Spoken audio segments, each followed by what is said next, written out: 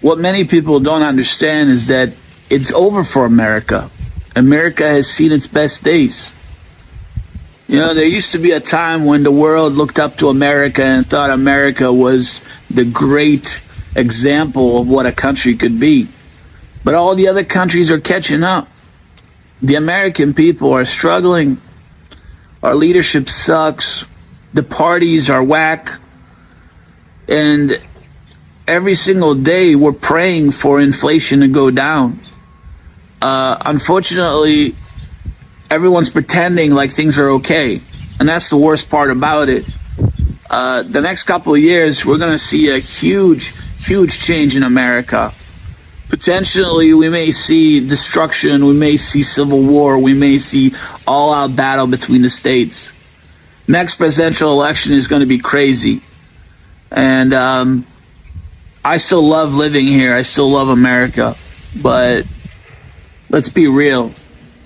All empires fall. And I think America has fallen. Donald Trump is running out of money. Personally. The American government is running out of money. Big time. They've now been downgraded twice in regards to their economic status. Trump is getting desperate. So the 10% he's put, 10% extra tariffs he's put on Canada, they are just trying to get more money. You got to remember, this is a guy that bankrupts stuff. So the tariff threats isn't just going to be on Canada, it's going to be on everybody soon. He is desperate for money. He is spending way more than he has. America is absolutely fucked.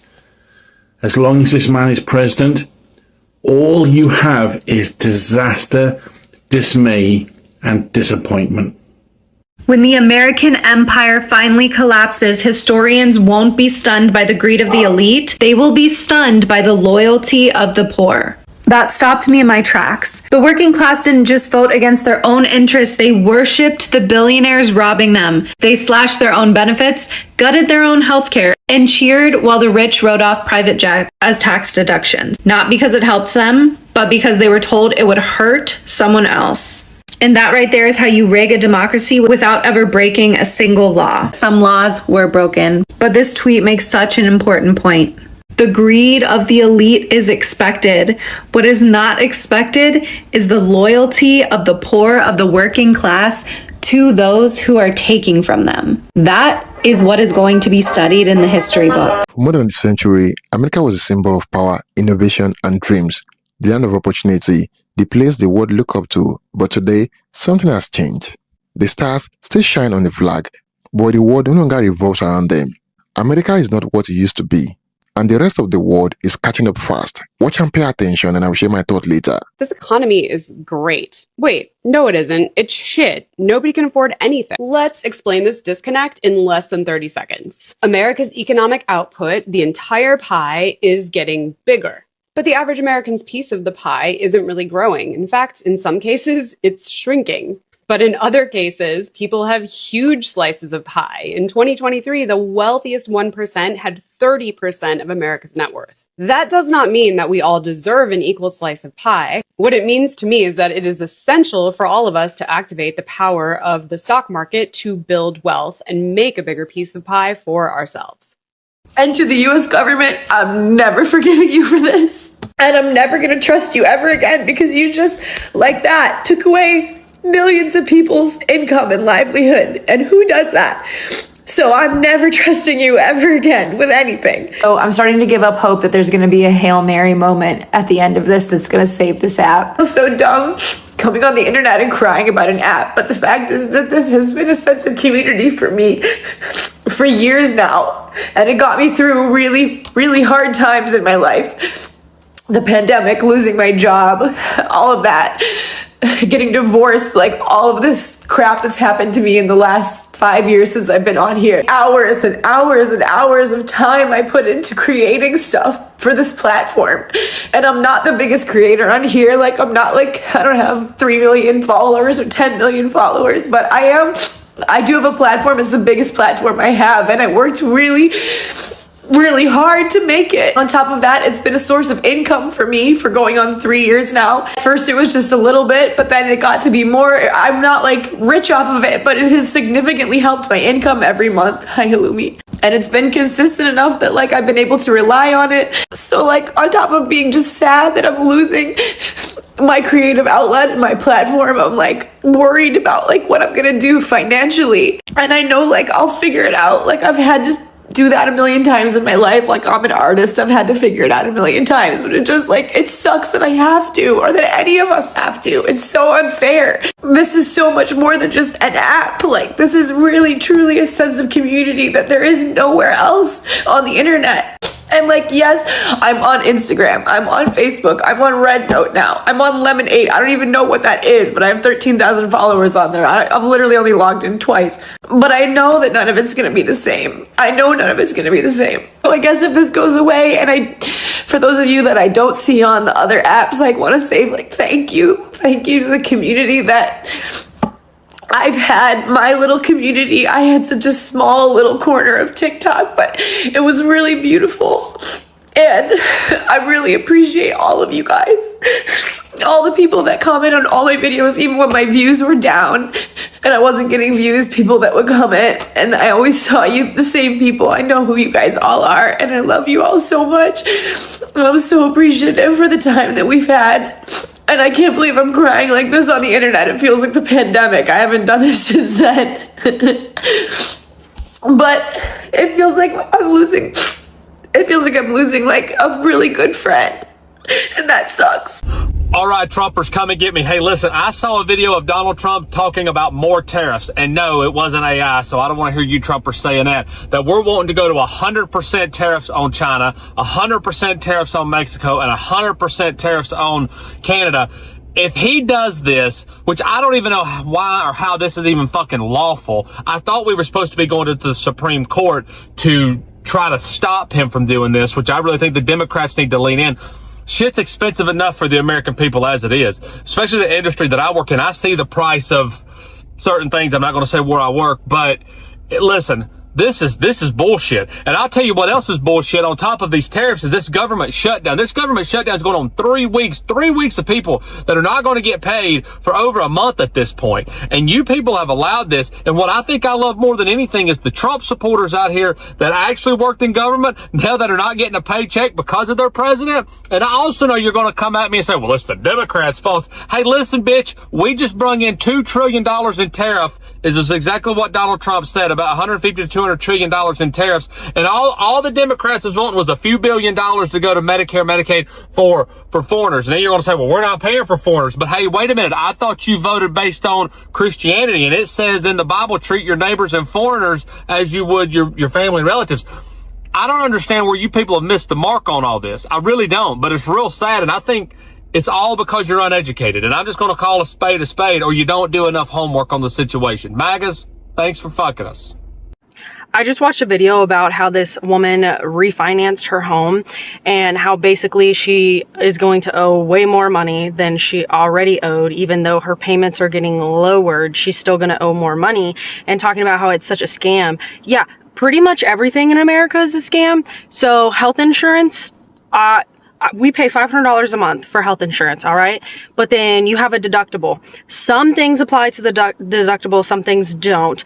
You have a copay every time that you go, but there's like a max allotted copay. So mine is $2,000 per person, but at like a family max, I think of $5,000 or something like that. Anyway, so I pay $25, when I go see a regular doctor, $50 if it's a specialist, $25 like for my therapy. But if I hit that $2,000 out of pocket, then they cover everything, all right? So you're telling me I pay $500 a month, and then I have a $2,000 out of pocket pay, and then you'll cover everything at 100% as long as it's covered. But that doesn't apply to prescription medication. That only applies to like doctor's visits and things like that. Don't get me wrong, I have pretty good insurance, and I'm very privileged to have insurance, especially in America, but that's insane. That's crazy. Everything is a scam in America, and the new American dream is to leave. When the American empire finally collapses, historians won't be stunned by the greed of the elite. They will be stunned by the loyalty of the poor. That stopped me in my tracks. The working class didn't just vote against their own interests, they worshipped the billionaires robbing them. They slashed their own benefits, gutted their own healthcare, and cheered while the rich wrote off private jets as tax deductions. Not because it helped them, but because they were told it would hurt someone else. And that right there is how you rig a democracy without ever breaking a single law. Some laws were broken, but this tweet makes such an important point. The greed of the elite is expected. What is not expected is the loyalty of the poor, of the working class, to those who are taking from them. That is what is going to be studied in the history books. I got laid off from my corporate job yesterday.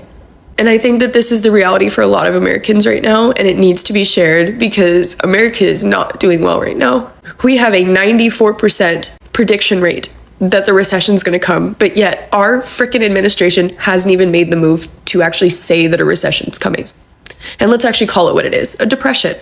People can't afford groceries, they can't afford rent, they can't afford buying houses, they can't afford having babies, they can't afford having the kids in general if they already have them. We are not in a good spot, y'all. I know that I'm just a number in a company, but I thought I was okay. You're going to think that you're okay because you've worked there for so long or you have the right experience. Like, you guys, I have an undergraduate in marketing, a master's in business, 6 years of paid social media experience, both on a strategist and manager level. I have done people management for at least 3 years. I'm a senior level in my career. And yet, when I was hired to do a senior level role, I was forced into entry level positions. I was doing entry-level work as a senior-level strategist, all while at the same time being asked to reduce my workload with AI, and our team was having layoffs every 3 months. I should have seen it coming. I really should have. But the thing is that it was not something that I saw coming, because the day before that they laid me off, I was literally talking coverage plans with another employee who was going on leave for months. How am I supposed to sit there and not think that I'm safe in that moment? I just think it's absolutely ridiculous that we live in a world like this where my manager wasn't even the one that fired me, by the way, or laid me off. It was frickin' HR, and they read off a script, but my whole team got laid off. And this is the reality for a lot of Americans right now. My partner is a first responder, so I'm very lucky for the fact that I can be leaning on him for support right now, because luckily his job is secure, thanks to the fact that number one, his job is essential, and number two, he has a union behind him. What I will never understand is why corporate agencies have not unionized. We're not allowed, right? We're not allowed. That's part of it. We'll get fired because at least in this corporate world, they're always going to side on the side of business because that's what's making the government money.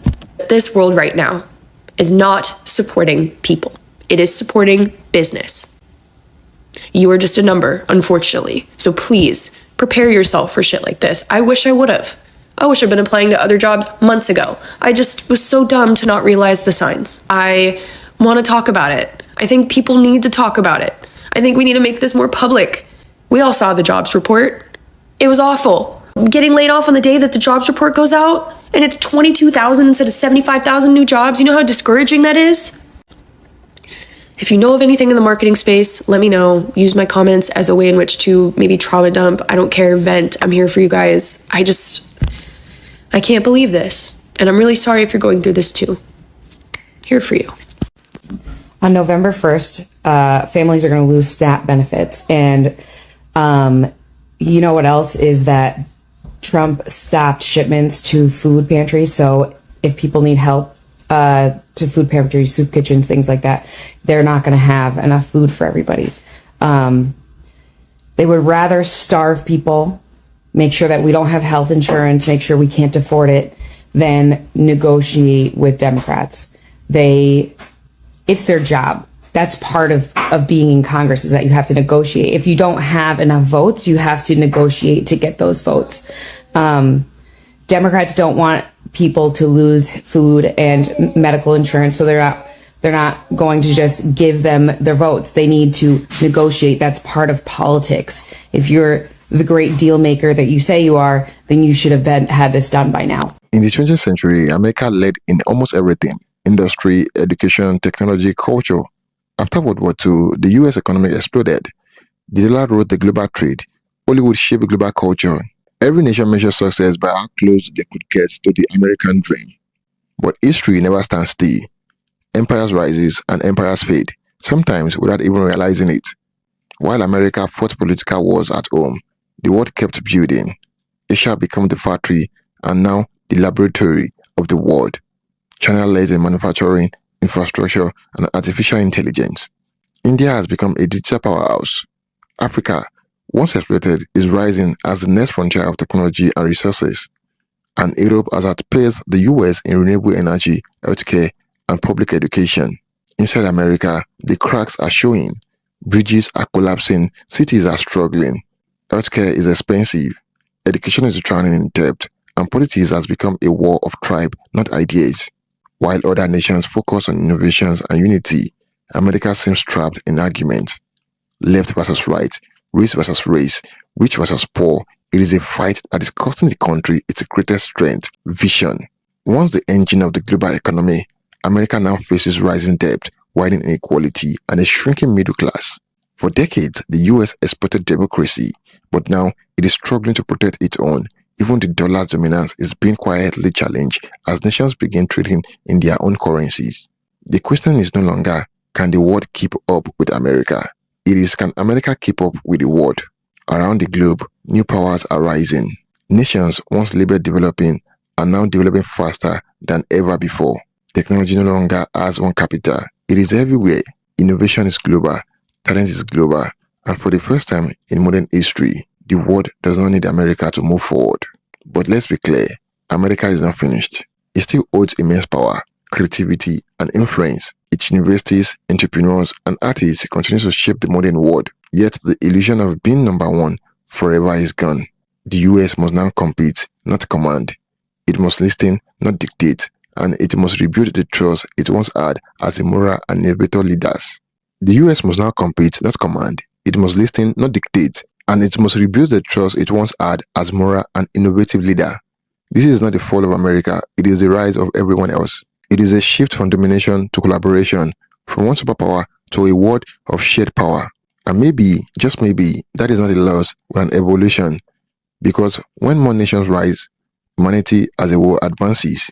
America is not what it used to be, but the dream of freedom, progress, and innovation it once inspired, that dream now lives everywhere. From Lagos to Shanghai, from Mumbai to Berlin, the world has caught up and it is moving forward together. Thank you for watching, guys. Don't forget to like this video and share your thoughts in the comment box below. Till next time, cheers and have a good one.